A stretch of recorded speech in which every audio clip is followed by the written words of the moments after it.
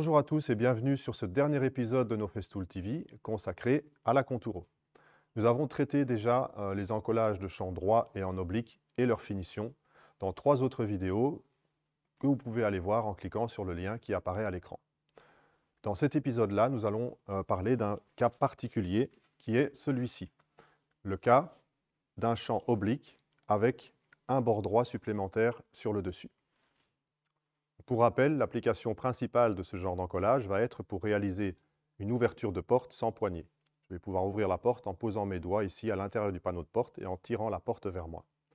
Je pourrais très bien réaliser ce genre d'ouverture de porte sans le bord droit. L'avantage que me procure ce bord droit, c'est d'avoir une zone plus solide pour résister aux éventuels chocs de pièces, de couverts par exemple dans une cuisine, ou d'un sèche-cheveux dans une salle de bain qui pourrait faire un marquage ici sur l'angle obtus. Alors, vous remarquerez que pour réaliser ce type d'encollage, je vais d'abord coller un champ droit sur toute la hauteur du champ. Une fois que ce champ droit est collé de façon standard, je vais couper complètement ma pièce à 45 degrés en gardant simplement ici une hauteur de 4 mm. Et puis, je vais coller le champ oblique par-dessus et on va voir ensemble comment on fait la finition. Le collage du champ droit, nous l'avons déjà traité dans l'autre vidéo. Nous allons donc parler ici du collage du champ en oblique dans ce cas particulier. Pour rappel, lorsque l'on colle un champ en oblique, on va avoir ce type de résultat, un champ qui dépasse légèrement du bas de la pièce et légèrement du haut de la pièce. Si maintenant je transfère ce cas de figure à notre cas particulier ici, je vais obtenir ceci. Donc, pour rappel, j'ai collé mon champ droit sur le bord droit, j'ai coupé ma pièce à 45 degrés en laissant une hauteur de 4 mm, et maintenant je viens de coller un champ oblique par-dessus. Voyons ce qui se passe au niveau du recouvrement entre les deux champs. Premièrement, on voit ici que j'ai un grand dépassement par-dessus mon petit bord droit, grand dépassement qui est complètement inutile. Donc je vais gâcher beaucoup de matériel pour rien. Et ensuite, la finition à cet endroit-là, pour venir fraiser le bord du champ par-dessus mon bord droit, va être assez compliquée à réaliser si le champ dépasse autant. Pour pallier ce problème, nous avons trouvé la solution suivante. Sur la table de la contouro, nous allons retirer les bandes de glissement qui font 6 mm d'épaisseur. De cette façon, ma pièce va descendre plus bas et le champ va être collé plus haut. Pour plus de clarté, voyons cet exemple. Ce champ-là a été réalisé de cette façon. Champ coupé à 45 degrés et le champ en ABS a été collé par-dessus avec les bandes de glissement qui ont été retirées. On voit que le champ en ABS a été collé plus haut que la normale. On a gagné 6 mm et pour le bord droit, ça me permet d'avoir un bord de 4 mm de hauteur. Je vais donc maintenant démonter les bandes de glissement.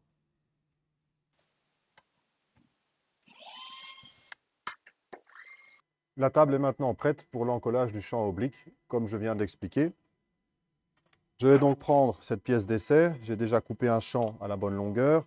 La pièce a déjà été au préalable travaillée, donc tous les champs ont été collés et finis sur les faces droites. Et puis cette face a été ici recoupée à 45 degrés, en laissant donc un bord droit de 4 mm de hauteur.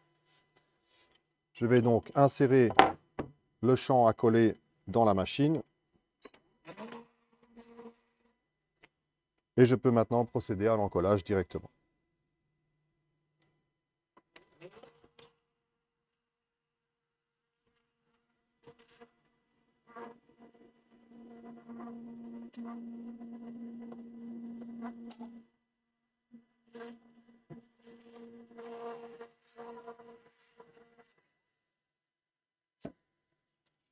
Mon champ est maintenant collé, je peux directement procéder aux opérations de finition. Je vais caler ma pièce sur la table. Et je vais utiliser la cisaille guillotine, mais j'ai pris soin de démonter la partie bâtie pour pouvoir mettre les couteaux en angle. Effectivement, la guillotine d'origine est prévue pour les champs droits. Donc, je positionne la guillotine et je coupe un côté puis l'autre.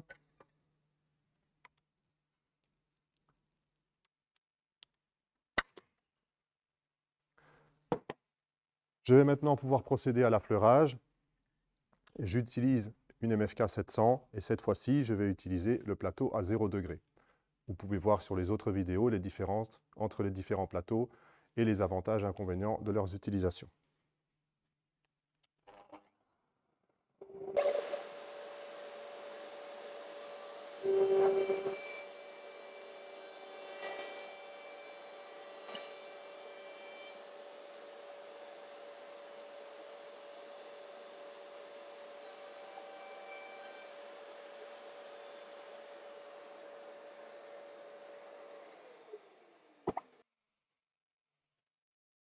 Comme pour les autres champs, je vais procéder à la finition finale avec le racloir.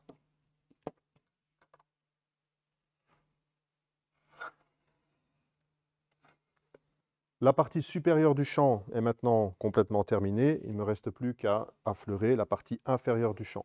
Donc pour cela, je travaille avec une fraise droite, avec un roulement. Donc certains appellent ça une fraise à copier. Et je vais appuyer le roulement sur la partie du rebord droit pour venir affleurer la partie oblique, bien en ligne avec le bord droit justement.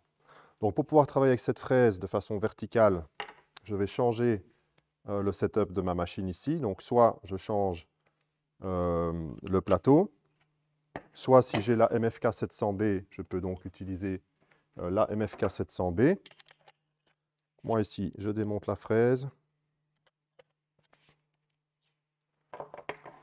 Je remonte la fraise de 10 mm avec le roulement.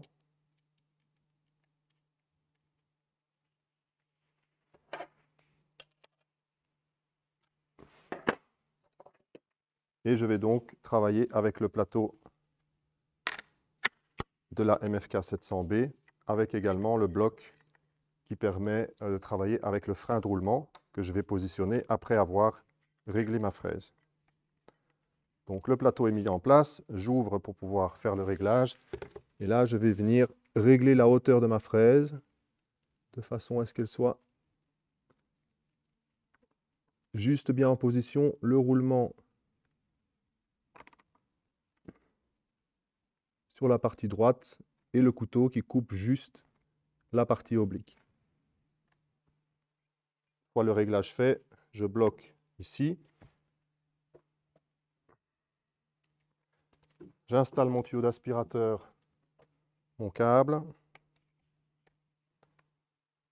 et je peux faire l'opération de fraisage. Simplement, pensez à remettre le frein également contre la bague du roulement. Et cette fois-ci, c'est bon.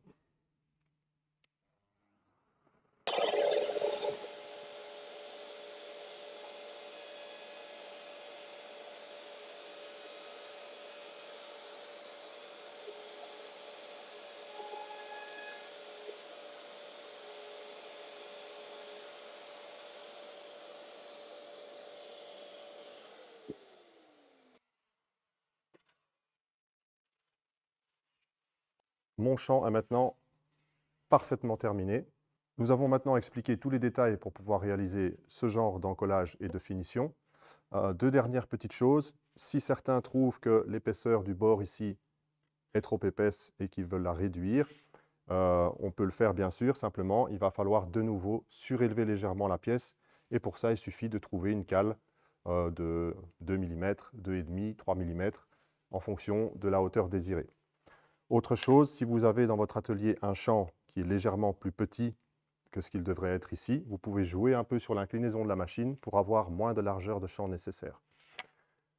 N'oubliez pas d'aller visiter les autres épisodes pour avoir l'explication complète sur la Conturo et les affleureuses. Merci de nous avoir suivis et à bientôt sur Festool TV.